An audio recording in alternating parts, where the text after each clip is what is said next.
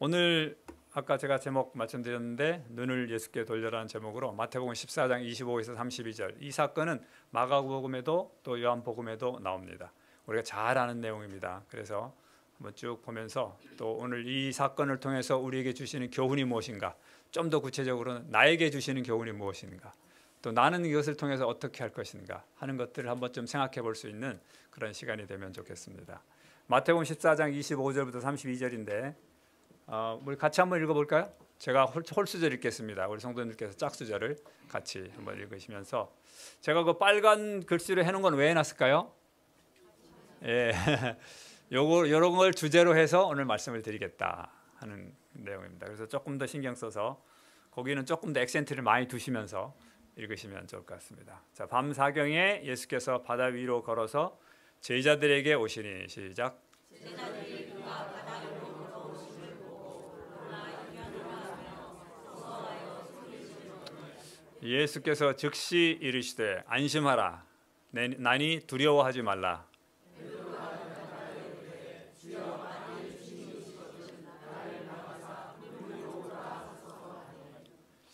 29절입니다. 오라 하시니 베드로가 배에서 내려 물 위로 걸어서 예수께로 가되, 시작.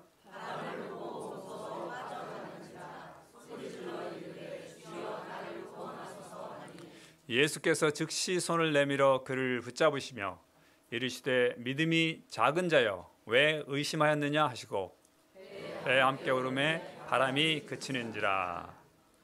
네, 우리가 익히 많이 알고 있는 내용들이죠. 그래서 저는 첫 번째로 세 개의 질문을 통해서 오늘 말씀을 잠깐 좀 나누려고 합니다. 첫 번째 질문, 다른 제자들은 왜 무리를 걷지 못했을까요? 어린이 여러분?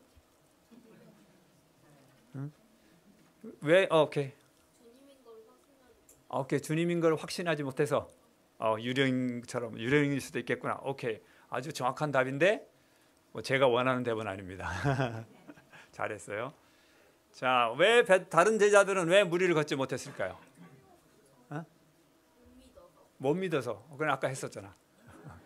아주 좋은 대답이에요. 또 다른 어린이들, 믿음이 없었어. 이거 아주 훌륭한 학생들입니다. 보니까. 그리고 청년들 중에서 또 한번, 다른 제자들은 왜 무리를 걷지 못했을까요? 오늘 제가 큰 감동을 받은 것은 청년들이 굉장히 교회에 많더라고요. 그래서 제가 큰 감동이었습니다. 혹시 청년분들 중에 다른 제자들은 왜, 제가 선생인지라 자꾸 이렇게 질문을 합니다. 왜 걷지 못했을까요? 청년회장님, 말씀하세요. 열정. 예, 맞습니다만 제가 원하는 대답은 아니에요. 맞추면 선물 있나요? 자, 다른 제자들은 왜 무리를 걷지 못했을까? 이것 가지고 고민한 학자가 있습니다. 존 오트버그라는 사람이죠. If you want to walk on water, you've got to get out of the boat. 뭡니까? 이게 책 제목이에요. 당신이 물 위를 걷기 원한다면 어디서 먼저 뛰어내려야 될까요?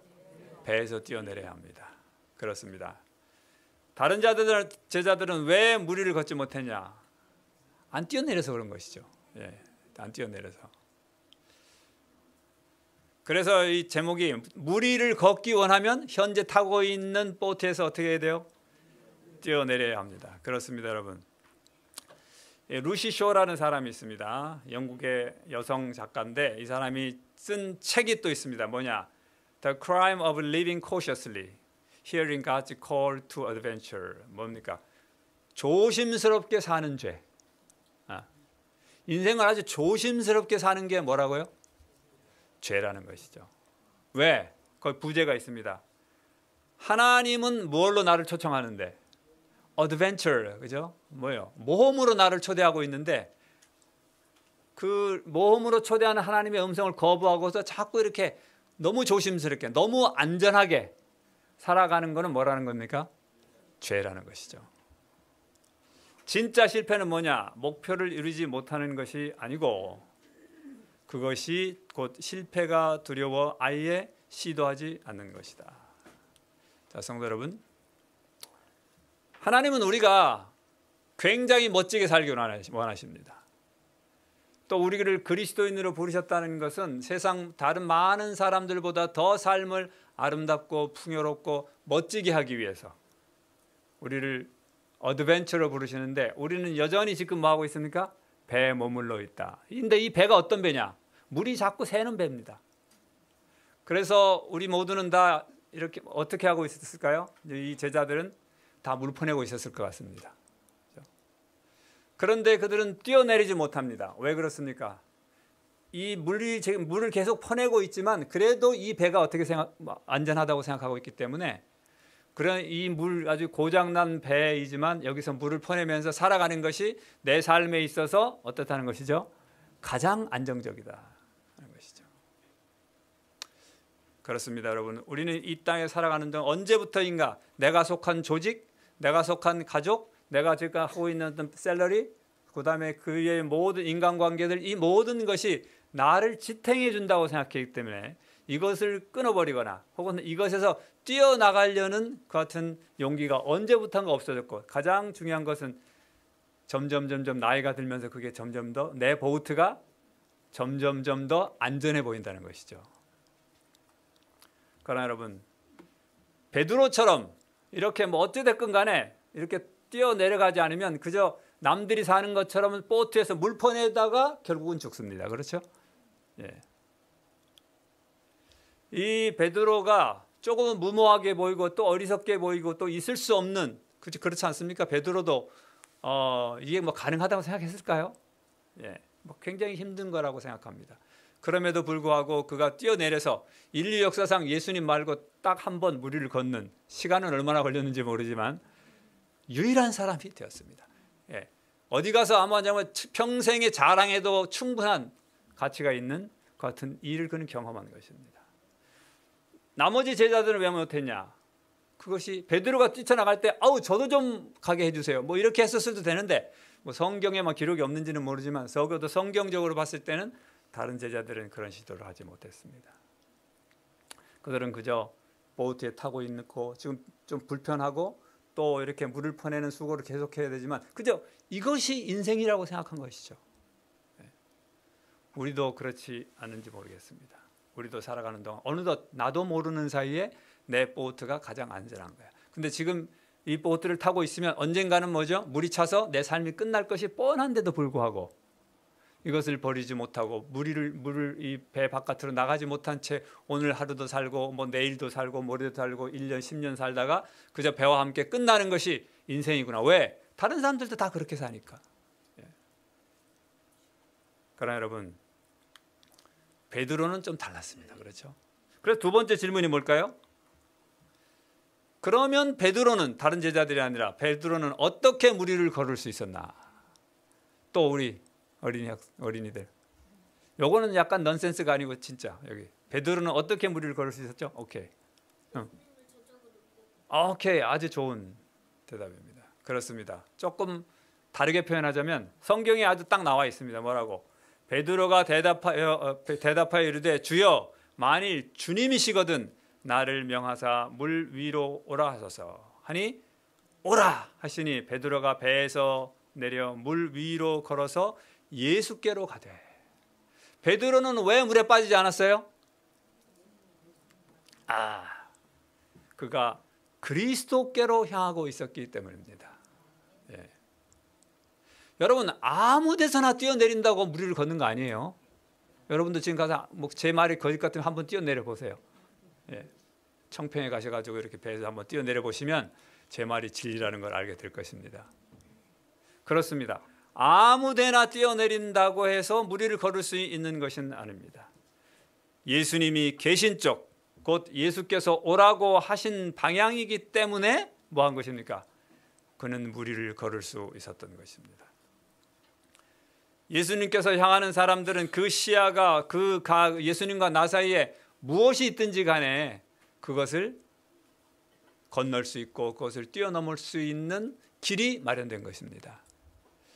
여러분, 우리는 때때로 우리의 삶에 있어서 속도를 굉장히 중요하게 생각합니다. 남보다 빨리 달리고 남보다 더 많은 것들을 이룰 수 있다고 생각하죠. 그러나 제가 어떻게 글을 하나 찾다 보니까 이런 말씀이 있었습니다. 삶의 방향이 분명하면 온 삶이 분명해진다. 그러나 삶의 방향이 분명하지 않으면 모든 삶이 불안해지고 문제투성이가 되고 만다.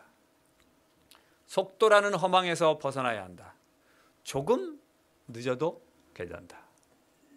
방향만 정해져 있다면 시간은 아무런 문제가 되지 않기 때문이다. 천천히, 그러나 멈추지 말고 끝까지 가라. 여러분, 이 베드로는 어떻게 해서 무리를 걸을 수 있었나? 그가 예수께로 가고 있었기 때문인 것입니다. 삶의 선택과 결정의 시간에 저는 여러분, 특별히 우리 청년 여러분들께 부탁하고 싶습니다.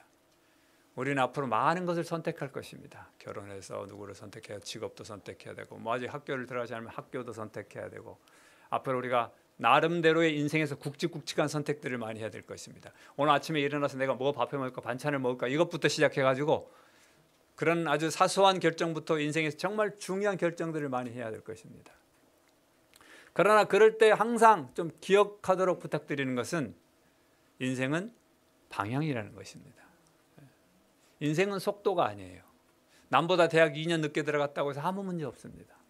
그때는 그게 너무 처진 것 같고 나는 뒤처져 가지고 완전히 인생 끝났어 이렇게 해서 생각될지 모르지만 인생은 그 속도가 아니라는 것이죠. 속도가 아니라 뭡니까? 방향입니다. 그 방향이 그리스도께 향해져 있으면 그 사이에 무엇이 있든지 간에 내 어떤 선택이 하나님께 또 혹은 예수 그리스도께 조금이라도 더 가까이 갈 수 있는 어떤 선택이라면 그것을 선택하시면 그것은 정말 옳은 선택이 될 것입니다. 반대로 나의 이 선택이 너무 그럴듯하고 너무 아름답고 앞으로 모든 내가 선택하는 이것이 정말 너무 아름다운 미래가 보일지라도 이것 때문에 이 선택을 하면 내가 예수님께로부터 조금이라도 멀어지는 것이라면 그것을 선택하지 마시기를 바랍니다. 그것이 예수님께로 한 걸음이라도 더 가까이 가는 그런 방법이라면 과감히 뛰어내리시기를 부탁합니다.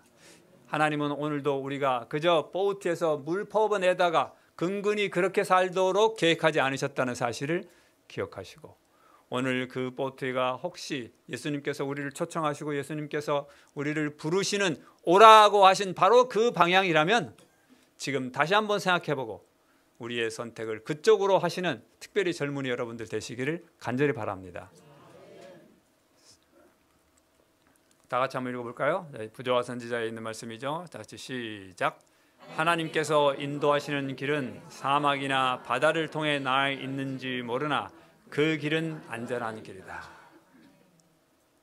성도 여러분, 우리 앞으로 살아가야 될 많은 일들 속에서 항상 가장 안전한 길은 무엇이냐? 그것은 하나님께서 인도하시는 길이라는 사실을 아무리 그렇지 않고 이것이 훨씬 더 좋은 것이라는 것 같은 유혹의 말이 혹은 전문가들의 얘기가 있다 할지라도 우리의 방향이 그리스도께로부터 조금이라도 멀어지는 어떤 것이라면 과감히 버리고 내 배에서 뛰어내려 예수께 조금이라도 더 가까이 가시는 우리 모든 성도님들 되시기를 진심으로 부탁드립니다. 자, 세 번째 질문은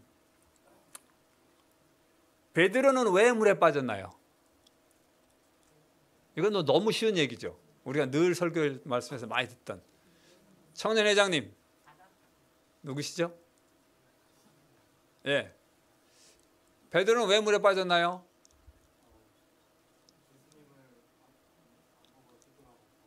그렇습니다. 너무 잘하셨습니다. 성경은 이렇게 말합니다. 바람을 보고 무서워하여 빠져가는지라. 뭘 봤습니까? 바람을 봤어요. 그 전까지는 뭘 봤는데? 예수님만 보고 갔는데 바람이 보였습니다. 바람이 어떻게 보입니까? 그렇죠? 바로 시선을 빼앗겼기 때문입니다. 예수님을 향하여 있던 그 시선이 어쨌든 어떤 형태든 다른 데로 옮겨졌을 때 그리스도께로 향하지 못했을 때 그리스도를 쳐다보지 않았을 때 그는 물에 빠졌습니다. 시다소망의 이 장면이 이렇게 말했습니다. 베드로는 예수를 바라보면서 안심하고 걸어갔다. 그러나 첫 번째 자만하는 마음이 생겨 배 위에 있는 자기 동료들을 잠시 뒤돌아보고 그는 그의 눈을 예수에게서 어떻게 했어요? 돌이키게 되었다. 바람이 맹렬히 불어닥쳤다. 두 번째, 파도가 높이 솟아 베드로와 예수 사이로 직접 밀쳐 들어왔다. 베드로는 겁이 났다. 잠깐 동안 그리스도가 베드로의 시야에서 보이지 않게 되자 그의 믿음은 무너졌다. 그는 빠지기 시작하였다.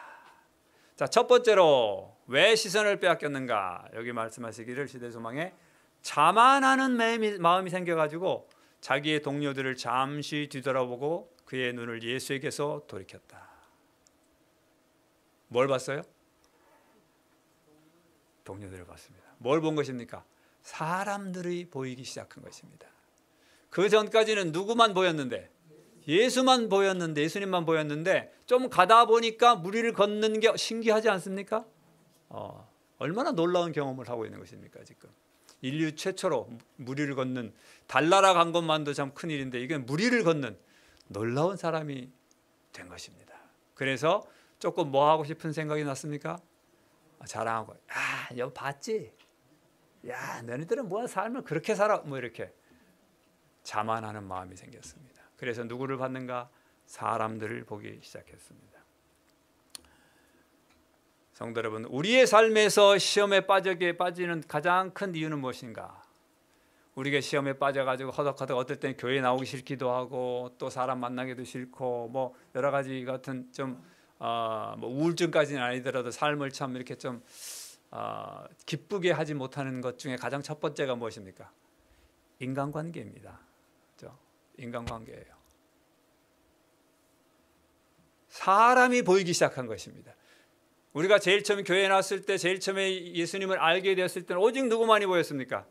오직 예수님만 보였는데 좀 가다 보니까 누가 보이기 시작합니까? 담임 목사님이 보여요. 오늘 설교는 왠지 나한테 하는 것 같아. 또 누가 보입니까? 직원회에서 또 마음에 안 들어서 직원회 하면서 마음에 안 들고 조금 좀 섭섭하게 나를 대접했던 장로님이 보이기 시작합니다. 집사님이 보이기 시작하죠. 또 뭐 그렇게 나보다 뭔가 이렇게 조금 잘하는 사람 또 부러우면 또 부러움 때문에 또 약간 또 시기도 나고, 나보다 어떤 것을 못한 사람을 보면 또 뭐가 생각납니까? 그래도 내가 좀 낫지 하는 그런 마음을 갖게 됩니다. 그렇습니다, 여러분. 첫 번째 이유는 무엇이냐? 자만하는 마음이 생긴 것입니다. 여러분, 혹시 어떤 사람 때문에, 그 사람 때문에 혹시 실망하거나 혹은 뭐 이렇게 열등감을 느끼거나 상관없이 그 사람 때문에 이렇게 우리가 고민하게 되고 또 마음 아파하게 되고 상처를 받게 되고 또 한다면 기억하십시오. 그게 물에 빠져가는 증거입니다. 혹시 어떤 사람이 굉장히 미워 보이거든 생각하세요. 내가 물에 빠져가고 있구나. 어떤 분의 우리 목사님의 말씀이 혹시 여러분들에게 저건 나들이라고 하는 말씀이구나. 저번에 우리 가정에 와가지고 내 형편을 보고서 이게 나에게 경고하시는 말씀. 이런 생각이 들면 어떻게 되고 있는 거예요? 물에 빠지고 있는 겁니다. 지금. 어쨌든 교회든 이웃이든 간에 사람이 보이게 되면 그건 내가 지금 물에 빠지고 있는 증거다. 두 번째로 그는 왜 시선을 빼앗겼습니까? 여기에 파도가 높이 솟아 베드로와 예수 사이로 직접 밀쳐왔다. 베드로는 겁이 났고 잠깐 동안 그리스도가 베드로의 시야에서 보이지 않게 되자 그의 믿음이 무너졌고 그는 빠지게 되었습니다. 친구들에게 한번 자랑하고 싶어서 가지고 이렇게 뒤를 돌아본 것은 베드로 스스로 한 것입니다. 그런데 지금은 베드로가 선택한 게 아니라 내가 예수님께로 이렇게 걸어가는데 큰 파도가 저기서 이렇게 오고 있습니다. 그래서 큰 파도가 나하고 누구 사이를? 예수님 사이를 가로막아가지고 예수님이 보이지 않게 된 것입니다. 내 의지와 상관없이. 어떤 상황이 너무 크기 때문에 저 잔잔한 파도가 올 때는 뭐 예수님이 그래도 다 보였어요. 그런데 이 큰 파도는 너무 크기 때문에 예수님과 나 사이의 이 시선이 끊어질 수밖에 없게 된 것입니다. 그리스도가 그렇게 해서 베드로의 시야에서 없어지게 되자 그의 믿음이 무너진 것이죠. 제가 이렇게 목회하던 곳에 한 집사님이 계셨습니다. 그런데 이 집사님은 남편분이 예수님을 믿지 않고 또 상당히 이렇게 이 집사님이 교회 나가는 것 좀 싫어하세요. 또 말씀을 못 하시는 분이에요. 그래서 허구한 날 조금 좀 마음에 안 들면 자꾸 이렇게 우리 집사님에게 좀 이렇게 해코지하는. 근데 그에게 이렇게 자녀들이 있었습니다. 지금 기억으로 볼 땐 제가 다섯 명을 알고 있는데, 그 중에 4사람은 교회도 안 나오고, 뭐 나름대로 이제 집사님께서는 보실 때는 좀 이렇게 좀 속이 아픈, 속이 끓는 그런 상태였고, 그 둘째 아들, 그 아이는 너무 착했습니다. 너무 좋은 애예요. 그래가지고 삼육학교에 보내서 그 친구의 꿈은 무엇이냐? 목회자가 되는 것입니다. 그래서 고등학교에 가서 열심히 공부를 하고 있었습니다. 이 집사님의 최대 희망, 때때로는 뭐 유일한 희망이죠. 뭘까요? 그가 열심히 공부해서 훌륭한 목회자가 되어서 또 이렇게 하나님의 사업을 하는 것이었습니다. 그런데 어느 날 전화가 왔습니다. 그 아이가 기숙사에서 연탄가스로 죽은 것입니다. 너무 큰 파도죠. 너무 큰 파도입니다. 적어도 이 집사님에게는 그런 일은 일어나지 말아야 됐어요. 그렇지 않습니까? 하나님의 사업에 정말 그 온갖 어려움 속에서도 정말 최선을 다해서 헌신하고, 또 그 5명 다 바라는 것도 아니고 이 한 사람 얘만이라도 정말 잘 커서 하나님의 사업에 훌륭한 것 같은 사람이 되었으면 하는 마음으로 늘 기도하면서 이렇게 지내셨는데, 그 아이가 사고를 당한 것이죠. 이런 일들이 우리에게 일어납니까? 예. 너무 파도가 컸기 때문에 예수님이 그전까지는 보였는데 안 보이는 것이죠. 우리의 삶 속에서는 내가 감당하기에 너무 큰 시험이 되면 우리는 잠깐 동안 예수님을 시야에서 잃을 수가 있습니다. 그것은 내가 뭐 잘못한 게 아니에요. 내가 뭐 자만하고 교만하는 마음이 있어가지고 친구들 돌아보다가 그런 게 아닙니다. 그저 여러 가지 환경 속에서 뭐 모르겠습니다. 지금 러시아와 우크라이나가 전쟁하고 있고 하마스 이렇게 했는데, 그런 전쟁 속에서 폭격을 맞아가지고 병원에 있던 많은 사람들이 죽지 않습니까? 그래가지고 겨우겨우 살아난, 예를 들어서 어떤 아버지가 있다면 가족들이 그냥 그 폭격에 다 죽고 이 사람도 겨우겨우 살았을 때, 그것은 너무 큰 파도 아닐까요? 그것은 그 사람이 아마 감당할 수 있을지 모르겠습니다. 우리의 삶에도 뭐 크기가 좀 다르겠지만은 우리가 감당하기에는 너무 벅찬 일들이 일어나는 것이 사실입니다. 바로 이것입니다. 그는 왜 시선을 뺏겼냐? 이렇게 너무 큰 일이 생기니까 무슨 생각이 났습니까? 파도가 보이기 시작한 것이죠. 바람을 보고 무서워 빠져갔습니다. 아마도 저기서 이렇게 오는 잔잔한 파도는 뭐 내가 걸어가는데 문제가 없지만, 이 파도는 너무 크기 때문에 예수님도 어쩔 수 없는 거야. 혹은 반대로 예수님이 계시다면 이런 일이 나에게 일어날 수가 없어. 그렇습니다, 여러분. 때때로 이 큰 것들이 우리를 정말 예수님께로 향하게 하는데 큰 방해물이 됩니다. 엘리야도 그러했습니다. 정말 그 놀라운 하나님의 능력을 이스라엘 백성들에게 베풀어 줬던 그 사람, 그는 제일 처음에 이렇게 이 비가 오지 않자 이 아합이 그를 잡아서 죽이기 위해서 정말 노력을 굉장히 많이 했습니다. 그렇지만 그때 담대히 아합 왕에게 나와서 이렇게 말씀하셨죠. 야, 다 모여, 850명 다 모여, 이스라엘 백성들 다 모여, 당신도 와, 내가 갈게. 3년 반 동안이나 찾아다녔던 이 엘리야가 눈앞에 나타났습니다. 그러면서 하는 말이, 다 모이게 하고 그 다음에 우리가 진짜 한번 누가 하나님인지 한번 해보자. 그때는 상황이 훨씬 더 불리했습니다. 그렇지 않습니까? 이 엘리야 혼자 빼놓고는 왕으로부터 모든 백성들, 그 다음에 그 바알과 아스타레 선지자 850명, 그 외에 850대 1이 아니라 이스라엘 모든 사람들 대 1명 엘리야가 갈멜산에서 붙은 것입니다. 근데 그는 그때 담대하게 나갔습니다. 왜? 여기 있는 것처럼 내가 주의 종인 것과 내가 주의 말씀대로, 하나님의 말씀이 있었기 때문에 이거는 뭐 틀림없이 뭐 내가 이길 수밖에 없어 하고 간 것이죠. 그런데 그 다음 날 어떤 일이 났습니까? 열왕기상 19장에 보면 우리가 잘 아는 대로 그가 40주 40야를 도망가서 저쪽 시나이 반도 끝에 있는 같은 호렙산, 지금의 시내산이 호렙산입니다. 거기에 가서 그것도 저 깊숙한 굴에 가가지고 죽기를 구하고 있었습니다. 무엇이 문제였습니까? 무엇을 바라보았느냐 하는 게 문제인 것입니다. 그 전까지는 무엇을 봤는데? 하나님의 말씀을 보고 갔습니다. 그런데 지금은 누가 보입니까? 아주 화가 아주 머리끝까지 난 그 나라의 왕비가 보이는 것입니다. 그렇습니다. 우리의 신앙의 연수, 과거에 나에게 어떤 일이 일어났다, 또 직분, 봉사의 정도가 아니라 내가 지금 주님을 바라보고 있느냐가 중요합니다. 엘리야만큼 사실 살아계신 하나님을 경험했던 사람이 누가 있을까요? 그가 기도했더니 하늘에서 불이 내려왔습니다. 그가 기도했더니 3년 반 동안 비 한 방울 안 내리던 바로 그 땅에 비가 억수같이 쏟아졌습니다. 이 정도면은 하나님 믿어야 되지 않을까요? 그런데 이런 과거의 그의 놀라운 경험 속에서 하루 전의 경험도 이 형편을 본 엘리야의 마음을 붙잡지를 못했습니다. 우리도 엘리야만큼의 경험은 우리가 없지 않을까요? 그렇다면 우리는 얼마나 연약한 존재입니까? 우리가 가진 경험이 엘리야가 경험했던 하나님만큼의 경험을 우리는 분명히 없습니다. 그래도 이 엘리야가 그런 큰 경험을 했음에도 불구하고 시선을 하나님께가 아니라 어떤 사람에게 돌리자 그는 빠지게 된 것입니다.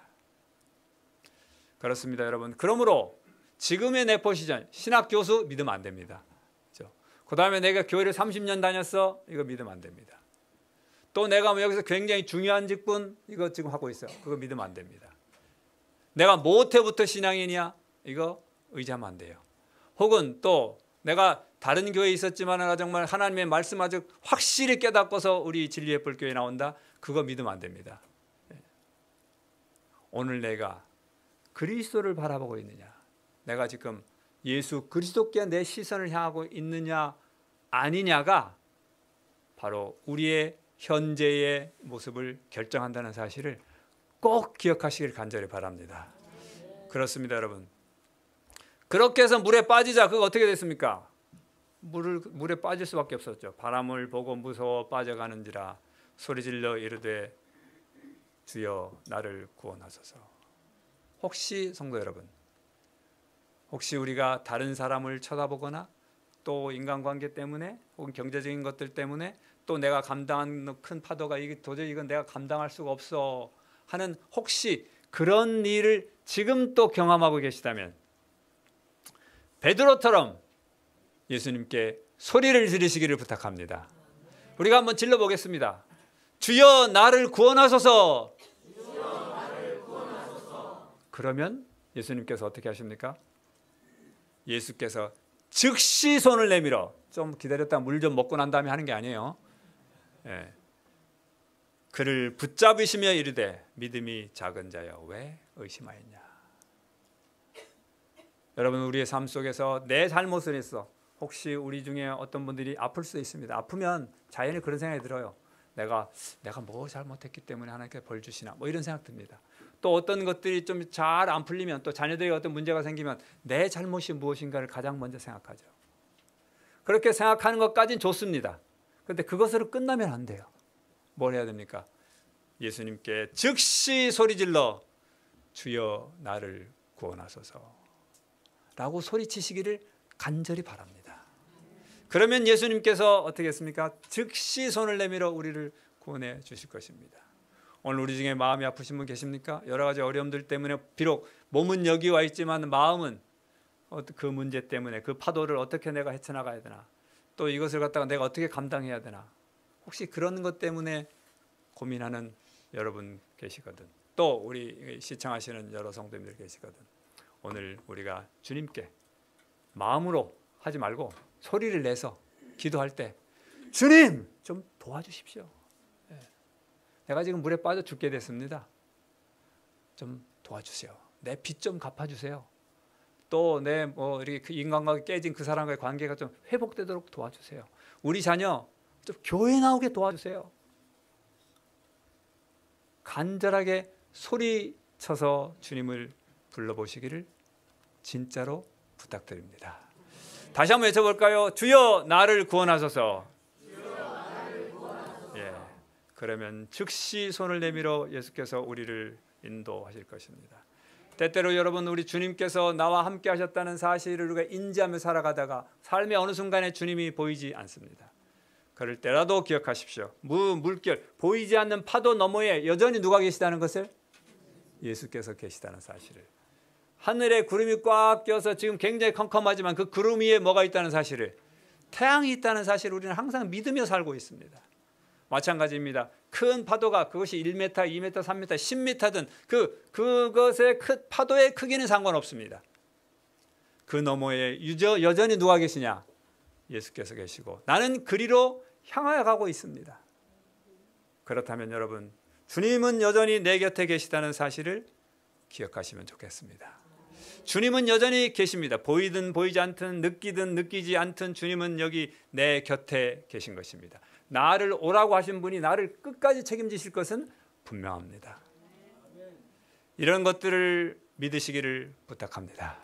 침묵하실 때, 또 느껴지지 않을 때, 도저히 때때로 내 머리로 또 인간의 생각으로는 도저히 이해하지 않을 때, 이런 일이 이 집사님께는 절대 일어날 수 없는 일인데도 불구하고 그 일이 일어났을 때, 그래서 주님이 계시다면 어떻게 이런 일이 있을 수 있어? 그때도 주님은 파도 너머에 계시다는 사실을 꼭 기억하시고, 아무리 찾아봐도 주님이 안 계신 것 같거든, 우리가 잘 아는 여기 모래 위의 발자국처럼 주님이 나를 업고 가신다는 사실을. 왜? 너무 힘드니까. 예. 송창호가 너무 힘들어. 그래서 지발로 걷기도 힘들어. 그럴 때 내 옆에 발자국이 안 보이거든. 그것은 내 발자국이 아니라 나를 업고 가시는 이 큰 수렁을 건너가는 예수님께서 나를 잡고 안으시거나 혹은 업으셔서 건너가고 계시다는 사실을 기억하고 더 감사하시길 바랍니다. 예수님께서 나를 이렇게 지금 업고 가시는구나. 땡큐. 그죠? 이런 마음을 가지시고서, 지난번에는 내 옆에 계셔서 예수님이 계시다는 흔적이 나한테 남아와서 나는 그거 믿고 살았는데, 지금은 발자국이 하나밖에 없네. 예수님 어디 가신 거야? 그럴 때 예수님이 지금 나를 뭐하고 계세요? 업고 계시는구나. 그래서 너무 가까이 있어서 안 보이고 그 발자국이 없는 것이구나. 그러므로 성도 여러분, 예수를 바라보십시다. 이 이사야서에 말씀하시길 땅끝의 모든 백성아 나를 앙망해라. 그리하면 구원을 얻으리니 나는 하나님이다. 또 호세아서에도 말씀하시기를 그런즉 너희야 하나님께로 돌아와서 인애와 공의를 지키며 항상 너희 하나님을 뭐 할지니라? 바라볼지니라. 끝으로 히브리서 12장에 있는 말씀, 이러므로 우리에게 구름과 같이 둘러싼 허다한 증인들이 있으니 모든 무거운 것과 얽매이기 쉬운 죄를 벗어버리고 인내로서 우리 앞에 당한 경주를 경주하며 믿음의 주요 또 온전케 하시는 이 누구를 바라볼까요? 예수를 바라보시기를 간절히 바랍니다. 그래서 오늘 저는 마치는 찬미로 눈을 예수께 돌려 택했습니다. 우리 같이 한번 부르면서 오늘 예배를 마치고, 제가 끝나고 바로 기도해도 되죠? 사회 하시는 우리 눈을 예수께 돌려 우리 같이 한번 부르고, 자, 첫 번째는 이렇게 가사를 불러하시고, 두 번째는 다 눈을 감으시고 정말 우리의 시선을 예수님께로 한 번 더 고정시키는 것 같은 시간이 되면 좋겠습니다.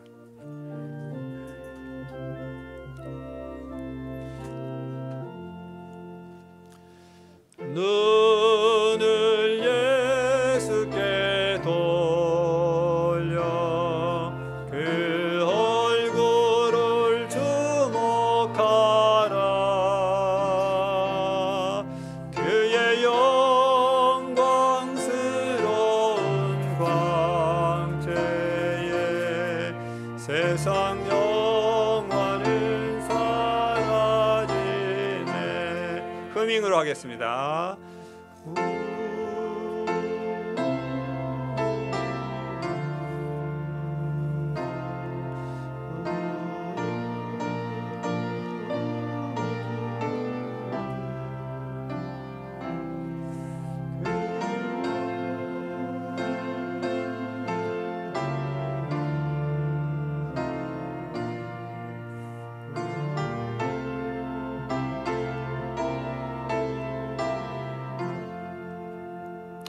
파도치는 험난한 세상에서 하루하루 살아가는 것 녹록치 않습니다. 첫째로 그래서 내가 경험하고 또 느꼈던 것들에 따라서 살아가려고 하는 유혹을 우리가 계속 받습니다. 그러나 여러분, 우리가 살고 있던 보트를 과감히 떠나서 예수님께로 향한 우리의 발걸음을 출발하시기를 간절히 바랍니다.